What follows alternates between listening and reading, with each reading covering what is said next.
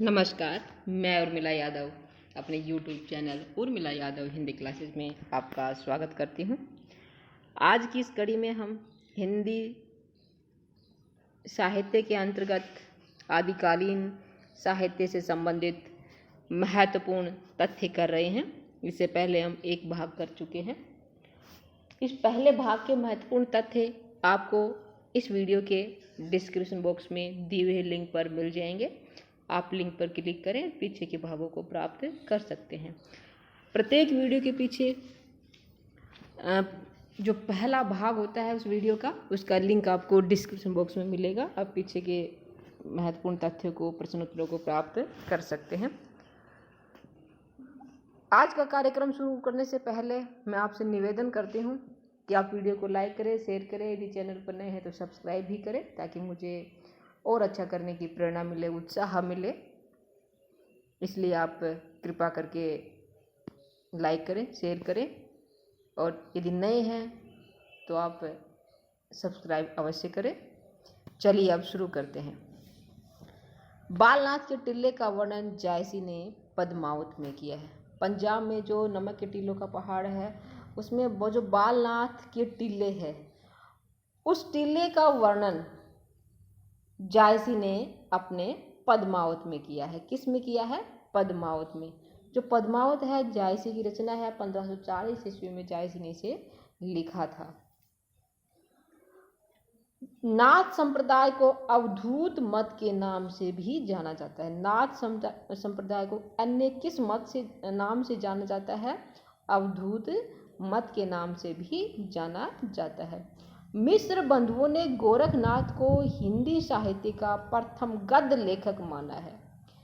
मिश्र बंधुओं ने किसे हिंदी साहित्य का प्रथम गद्य लेखक माना है? गोरखनाथ को माना है। गोरखनाथ की रचनाओं का संकलन पीताम्बर दत्त बर्थवाल ने गोरखबाणी नाम से किया। गोरखनाथ की रचनाओं का संकलन किसने किया? पीताम्बर दत्त बर्थवाल ने किया था। किस नाम से किया था? गोरखबाणी नाम से किया। आगे है, आचार्य शुक्ल ने नाथों की भाषा को सदुकड़ी भाषा का है। आचार्य शुक्ल ने नाथों की भाषा को क्या कहा है? सदुकड़ी भाषा का है। जो कबीर है, संत साहित्य के सारी शिरोमणि कवि हैं, उनकी जो भाषा है वो भी सुदकड़ी है। गोरख जगायो जोग भक्ति भगायो लोग, पंक्ति तुलसीदास जी की है। गोरख जगायो जोग भक्ति भगायो लोग, ये पंक्ति किसकी है? तुलसीदास की है। उसके बाद आता है रासो साहित्य। आदिकाल में रासो साहित्य बहुत ज़्यादा लिखा गया। रासो शब्द की उत्पत्ति को लेकर विद्वानों में मतभेद है। अनेक विद्वानों ने अपने अपने मत दिए हैं। कौन से विद्वान ने क्या मत दिया वो देखते हैं। और आदिकाल में रासो शब्द की उत्पत्ति को लेकर विद्वानों ने कौन सा मत दिया है, ये प्रश्न बहुत बार आता है, हर परीक्षा में आता है लगभग। आप इसको ध्यान से देखिए कि रासो शब्द की उत्पत्ति कौन से शब्द से हुई थी और कौन से विद्वान ने ये नामकरण किया है, नाम दिया है कि इस शब्द से रासो शब्द की उत्पत्ति हुई। तो रामायण से रासो शब्द की उत्पत्ति मानने वाले विद्वान आचार्य रामचंद्र शुक्ल। आचार्य रामचंद्र शुक्ल ने रासो शब्द की उत्पत्ति रामायण से मानी है। आचार्य हजारी प्रसाद द्विवेदी ने रासो शब्द की उत्पत्ति रासक से मानी है। गारसा दत्तासी ने रासो शब्द की उत्पत्ति राजसूय से मानी है। नंद दुलारे वाजपेयी ने रासो शब्द की उत्पत्ति रास से मानी है। और नरोत्तम स्वामी ने रासो शब्द की उत्पत्ति रसिक से मानी है। ये बहुत ही, फिर से कह रही हूँ, बहुत ही महत्वपूर्ण है। इसको आप ध्यान से देखिए, एक बार फिर से सुनिए। आचार्य रामचंद्र शुक्ल ने रामायण से रासो शब्द की उत्पत्ति मानी है। आचार्य हजारी प्रसाद द्विवेदी के अनुसार रासक से रासो शब्द की उत्पत्ति हुई। और गारसा दत्तासी के अनुसार राजसूय से रासो शब्द की उत्पत्ति हुई।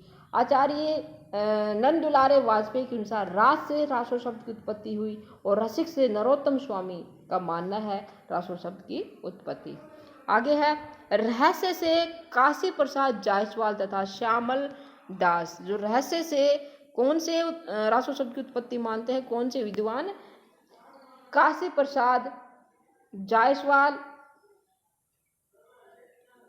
काशी प्रसाद जायसवाल और श्यामल दास ये रहस्य से रासो शब्द की उत्पत्ति मानते हैं, और चंद्रबली पांडे ने नाट्य रासक से रासो शब्द की उत्पत्ति मानी है। चंद्रबली पांडे ने किससे मानी है? नाट्य रासक से रासो शब्द की उत्पत्ति मानी है। प्रमुख आदिकालीन रासो ग्रंथ, कौन कौन से आदिकालीन रासो ग्रंथ है, कब लिखे गए थे, क्या क्या है इनमें, ये देखते हैं, इनके बारे में पढ़ते हैं। खुमान रासो, खुमान रासो जो है वो दलपत विजय द्वारा रचित है। इसके खुमान रासो के जो कवि हैं, लेखक हैं, वो दलपत विजय हैं। 1729 ईस्वी में लिखा गया था खुमान रासो। खुमान रासो में मेवाड़ के शासक महाराज राज सिंह की उपलब्धियों का वर्णन है। क्या, किसका वर्णन है? महाराजा राज सिंह की उपलब्धियों का वर्णन है खुमान रासो में, और दलपति विजय द्वारा रचित है। 1729 ईस्वी में ये लिखा गया था। रणमल छंद, रणमल छंद के रचयिता श्रीधर हैं। 1397 ईस्वी में लिखा गया था रणमल छंद। फिर है भीषल देव रासो, भीषल देव रासो के रचयिता नरपति नालह हैं। भीषल देव का रचना काल संवत 1200 माना जाता है। कब है? 1212, संवत 1212 में इसका जो रचना काल है वो माना गया है। नरपति नल्ला द्वारा रचित है ये। इसका जो नायक है भीषल देव, अजमेर के शासक हैं। जो नायक कौन है? भीषल देव। वो क्या है? अजमेर के शासक हैं। और जो भीषल देव है उसको विग्रह राज चतुर्थ के नाम से भी जाना जाता है। विग्रह राज चतुर्थ ही भीषल देव है, भीषल देव ही विग्रह राज चतुर्थ है। ये अजमेर के शासक हैं और भीषल देव के जो भीषल देव रासो है उसके नायक हैं। इसके 4 खंड है। किसके? भीषल देव रासो के कितने खंड है? 4 खंड है। इन 4 खंडों के नाम देखिए और इनमें क्या, किसके बारे में लिखा गया इन 4 खंडों में, वो भी बताएंगे, तो आप ध्यान से सुनिए। प्रथम खंड जो है भीषल देव रासो का, वो मालवा के भोज परमार की पुत्री राजमती से विवाह का वर्णन है। प्रथम खंड में क्या वर्णन है? मालवा के भोज परमार की पुत्री राजमती से विवाह का वर्णन है। अगले में क्या है? अगले खंड में, दूसरे खंड में देखते हैं, भीषल देव का राजमती से रूठ कर उड़ीसा जाना और वहां 12 वर्षों तक रहना। जो दूसरा खंड है उसमें क्या है? भीषल देव का राजमती से रूठ कर, किसी बात पे दोनों का झगड़ा हो जाता है और जो भीषल देव है विग्रह राज चतुर्थ है, वो रूठ कर रानी को वहीं छोड़कर उड़ीसा चले जाते हैं और 12 वर्षों तक वहीं रहते हैं। तृतीय खंड में राजमती का विरह वर्णन है और भीषल देव का उड़ीसा से लौटना। जो तृतीय खंड है, तीसरा खंड है, उसमें राजमती का विरह वर्णन है। 12 वर्षों तक उसका पति उससे अलग है, तो इसका विरह का वर्णन किया गया है, राजमती के विरह का। और इसी खंड में भीषल देव वापिस उड़ीसा से लौट आता है। जो चतुर्थ खंड है, अंतिम खंड है, उसमें राजा भोज का अपनी पुत्री को घर ले आना और भीषल देव का वहां जाकर राजमती को फिर से चित्तौड़ लाना का वर्णन है। राजा भोज अपनी पुत्री को वापस अपने घर ले जाते हैं। भीषल देव वहाँ से राजमती को वापस चित्तौड़ लाता है। ये वर्णन कौन से खंड में है? चतुर्थ खंड में है। भीषल देव रासो एक विरह काव्य है और इसका जो मूल है वो रूप क्या है? वो गेय है। इसको गाया जा सकता है। इसका मूल रूप क्या है? गेय है और ये विरह काव्य है भीषल देव। इसमें 125 छंदों की प्रेम परक रचना है। जो भीषल देव रासो है वो क्या है? 125 छंद है इसमें और प्रेम परक रचना। इसकी जो भाषा है वो क्या है? राजस्थानी है। हिंदी साहित्य में सर्वप्रथम 12 मासा का वर्णन भीषल देव रासो में ही किया गया है। ये प्रश्न बहुत बार आ लिया है और आगे भी हर बार लगभग आता ही रहता है कि सर्वप्रथम विरह वर्णन 12 मासा का वर्णन किस में किया गया है? तो किस में किया गया है? भीषल देव रासो में। और भीषल देव रासो का जो प्रधान रस वो क्या है? श्रृंगार है। कौन सा रस? श्रृंगार। तो भीषल देव रासो के बारे में आपको बहुत सारी बातें बताई गई हैं। आप इनको अपनी नोटबुक में लिख सकते हैं वीडियो को पॉज करके। फिर है परमाल रासो। परमाल रासो के बारे में भी इसी तरह काफी जानकारी मिलेगी आपको। ध्यान से देखिए, सुनिए। परमाल रासो के रचयिता कौन है? जगनीक थे। जगनीक चंदेल वंशी राजा परमिंद्र देव के दरबारी कवि थे। चंदेल वंश के थे जगनीक, और राजा जगनीक जो है चंदेल वंश के राजा परमिंद्र देव के दरबारी कवि थे। आल्हा व उद्दल नामक दो क्षत्रिय सामंतों की वीरता का वर्णन परमाल रासों में किया गया है। परमाल रासों में क्या है, आल्हा और उद्दल जो क्षत्रिय सामंत हैं उनकी वीरता का वर्णन किया गया है परमाल रासों में। परमाल रासों को आल्हा व आलाखंड के नाम से भी जाना जाता है। परमाल रासों को आल्हा भी कह देते हैं, आलाखंड भी कह देते हैं। आगे है, ये भी क्या है, गेय काव्य है। परमाल रासो भी क्या है, गेय काव्य है।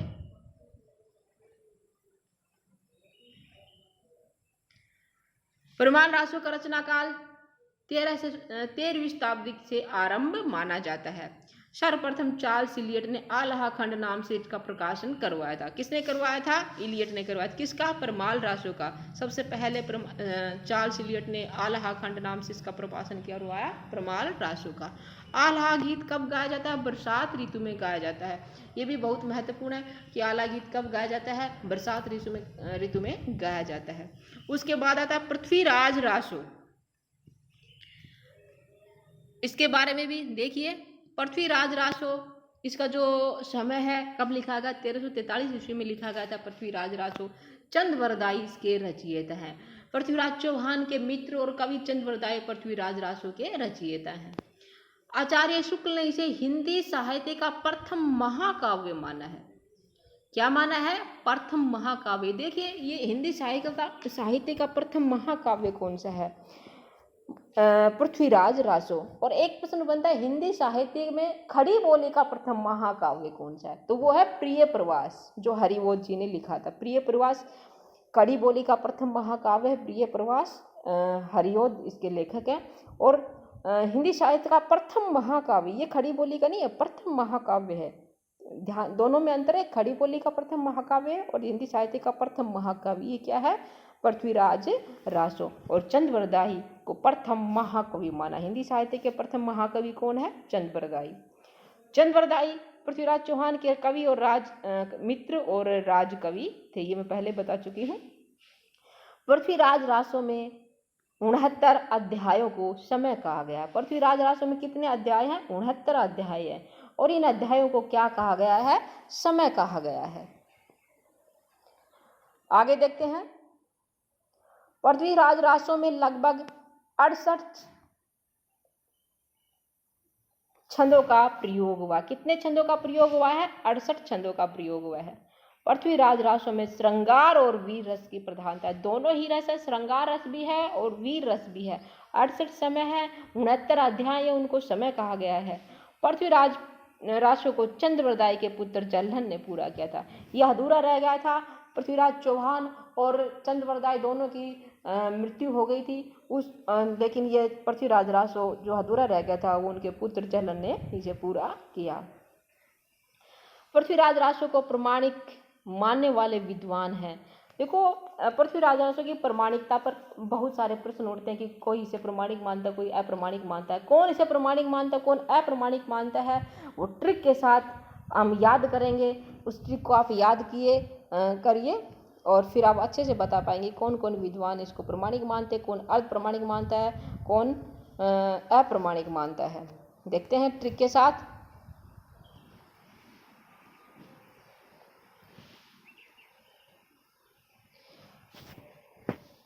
प्रमाणिक मान्य विद्वान कौन है, बंधुदास पंड्या टाड। क्या ट्रिक है, बंधुदास पंड्या टाड। फिर से देखिए, बंधुदास पंड्या टाड। बंधु से क्या बन गया, मिश्र बंधु। दास से क्या बन गया, श्याम सुंदर दास। और पंड्या से मोहनलाल विष्णुदास पंड्या। टाड से कर्नल टाड। ये विद्वान क्या मानते हैं, पृथ्वीराज रासो को प्रमाणिक ग्रंथ मानते हैं। फिर से देखिए ट्रिक को, बंधुदास पंड्या टाड। बंधु से क्या बनेगा, मिश्र बंधु। दास से क्या बनेगा, श्याम सुंदर दास। पंड्या से मोहनलाल विष्णुदास पंड्या और टाड से कर्नल टाड। आगे देखते हैं, अप्रमाणिक मानने वाले विद्वान कौन है, इसको भी ट्रिक के साथ देखते हैं। अप्रमाणिक मानने वाले विद्वान है, शुक्ल ने गौरी चंद को प्रसाद दिया। ट्रिक क्या है, शुक्ल ने गौरी चंद को प्रसाद दिया। शुक्ल से आचार्य रामचंद्र शुक्ल, गौरी से गौरी शंकर, चंद से हीरा चंद ओझा और प्रसाद से देवी प्रसाद। ये विद्वान क्या है, पृथ्वीराज रासो को अप्रमाणिक मानते हैं। कौन कौन विद्वान है, फिर से देखिए ट्रिक को। शुक्ल ने गौरी चंद को प्रसाद दिया। शुक्ल से आचार्य रामचंद्र शुक्ल, गौरी से गौरी शंकर, चंद से हीरा चंद ओझा और प्रसाद से देवी प्रसाद। ये विद्वान क्या करते हैं, पृथ्वीराज रासो को अप्रमाणिक मानते हैं। और पृथ्वीराज रासो को अर्ध प्रमाणिक मानने वाले विद्वान कौन है? अर्ध प्रमाणिक मानने वाले विद्वान है, पृथ्वीराज रासो को अर्ध प्रमाणिक मानने वाले विद्वान है हजारी प्रसाद द्विवेदी, मुनि जिनी विजय और डॉक्टर सुनीति कुमार चटर्जी। इन्होंने क्या माना? अर्ध प्रमाणिक, ना प्रमाणिक माना है, अप्रमाणिक माना है, बल्कि क्या माना है? अर्ध प्रमाणिक। ये विद्वान है हजारी प्रसाद द्विवेदी, मुनि जिनी विजय और सुनीति कुमार चटर्जी। आगे है, सर्वप्रथम डॉक्टर बुलर ने सन 1875 में पृथ्वीराज विजय ग्रंथ के आधार पर पृथ्वीराज रासो को अप्रमाणिक घोषित किया। सर्वप्रथम पृथ्वीराज रासो को अप्रमाणिक घोषित किसने किया था? डॉक्टर बुलर ने। और किस आधार पर किया था? पृथ्वीराज विजय ग्रंथ के आधार पर किया था। पृथ्वीराज विजय जैनक कवि की रचना है। पृथ्वीराज विजय किसकी रचना है? जैनक कवि की, पृथ्वीराज विजय। आगे है, डॉक्टर बच्चन सिंह ने पृथ्वीराज रासो को राजनीति का महाकाव्यात्मक त्रासदी कहा है। पृथ्वीराज रासो को राजनीति की महाकाव्यात्मक त्रासदी किसने कहा है? डॉक्टर बच्चन सिंह ने कहा है। आगे है, कयामास वध का वर्णन पृथ्वीराज रासो में है। कयामास वध का वर्णन किस में है? पृथ्वीराज रासो में। कयामास वध का वर्णन पृथ्वीराज रासो में है। आचार्य हजारी प्रसाद द्विवेदी पृथ्वीराज रासो को सुख सुखी संवाद के रूप में मानते हैं। सुख सुखी संवाद के रूप में पृथ्वीराज रासो को किसने माना है? आचार्य हजारी प्रसाद द्विवेदी ने माना है। चंद बरदाई का जन्म सन 1149 में हुआ था और मृत्यु 1192 ईस्वी में हुई थी। चंद बरदाई का जन्म कब हुआ था? 1149 में, मृत्यु कब हुई? 1192 में। चंद बरदाई का प्रिय छंद कौन सा? छप्पे है। कौन सा छंद है? छप्पे। किसका है? चंद बरदाई का। रासक छंद में 29 मात्राएं होती है। रासक छंद में कितनी मात्राएं होती हैं? 29 मात्राएं होती हैं। आगे है, मोहनलाल विष्णुलाल पंड्या ने पृथ्वीराज रासो की परिकल्पना आनंद संवत के रूप में किया है। आनंद संवत के रूप में पृथ्वीराज रासो की परिकल्पना किसने की है? मोहनलाल विष्णुलाल पंड्या ने। आज के लिए इतना ही। अगली कड़ी में हम और महत्वपूर्ण तथ्य लेके आएंगे। तब तक आप बने रहे और साथ में फिर से निवेदन करती हूँ, वीडियो को लाइक करें, शेयर करें और चैनल को सब्सक्राइब भी करें यदि आप नए हैं तो। और ये भी बताएं कि आपको ये वीडियो कैसी लगी, आपको ये पैटर्न कैसा लगा, कमेंट करके अवश्य बताइए। यदि कुछ अच्छा ना लगे तो आप डिसलाइक भी कर सकते हैं, पर अपनी राय अवश्य दें। धन्यवाद।